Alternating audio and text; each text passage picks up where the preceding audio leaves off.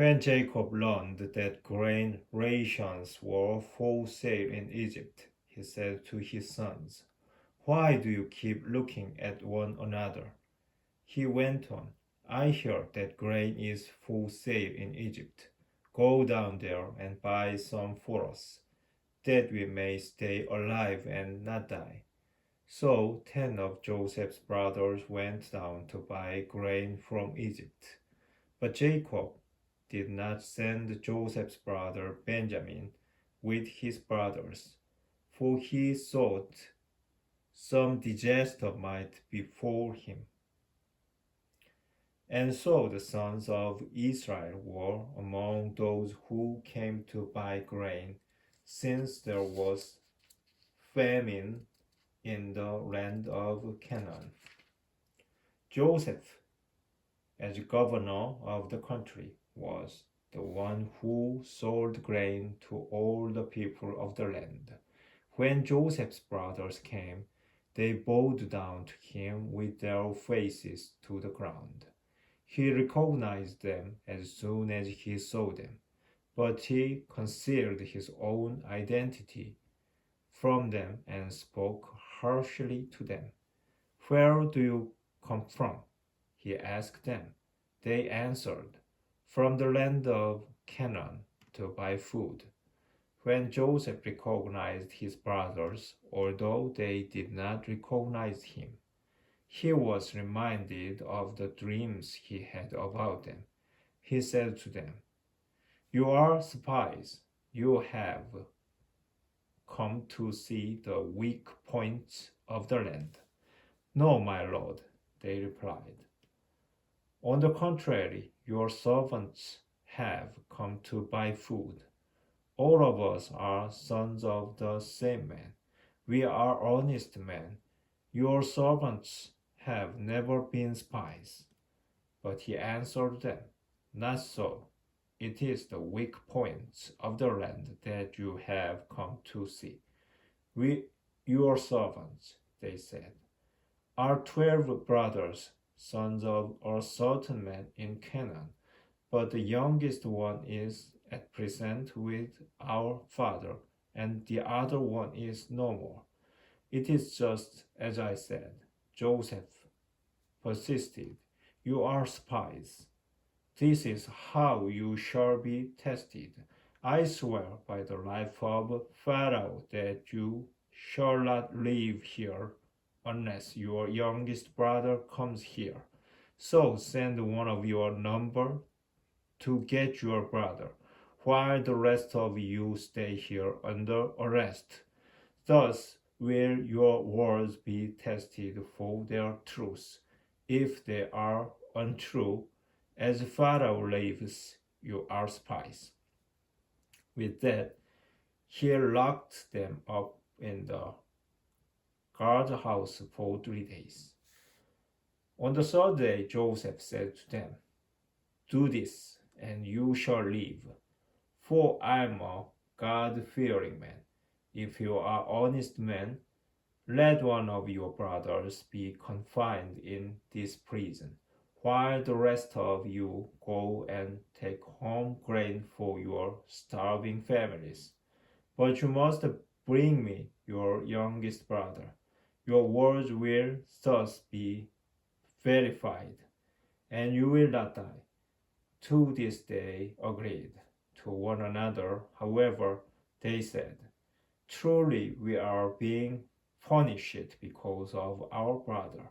We saw the anguish of his heart when he pleaded with us, yet we would not listen. That is why this anguish has now come upon us." Then Reuben responded, "Did I not tell you, do no wrong to the boy?" But you would not listen. Now comes the reckoning for his blood. They did not know, of course, that Joseph understood what they said, since he spoke with them through an interpreter. But turning away from them, he wept.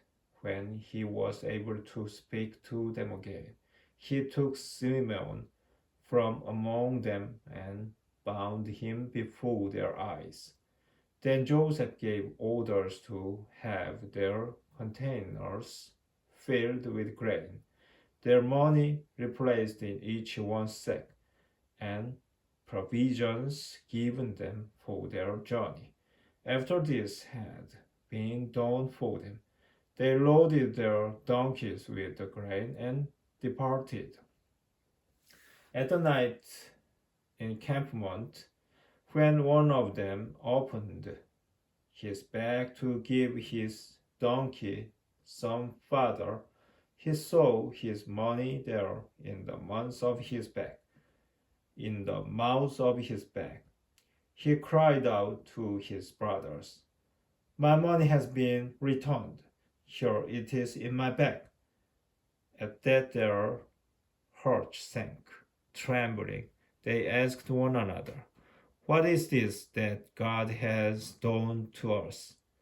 When they got back to their father Jacob in the land of Canaan, they told him all that had happened to them.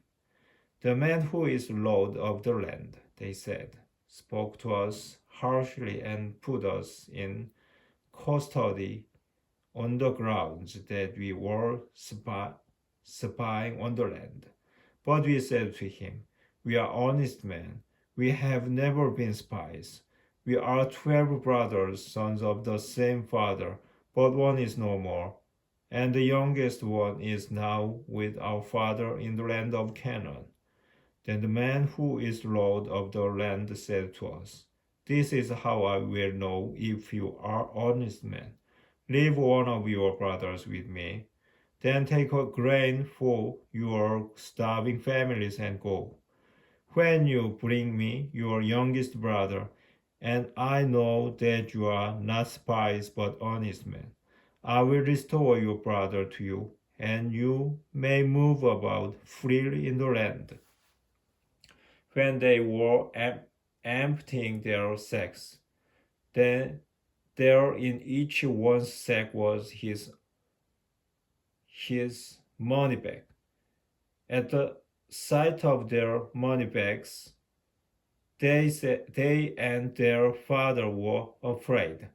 Their father Jacob said to them, 'Must you make me childless? Joseph is no more, Simeon is no more, and now you would take Benjamin away. All these things have happened to me.' Then Reuben told his father, 'You may kill my own 2 sons if I do not return him to you. Put him in my care, and I will bring him back to you.' But Jacob replied, 'My son shall not go down with you. Now that his brother is dead, he is the only one left. If some disaster should befall him on the journey you must make, you would send my white head down to Sheol in grief.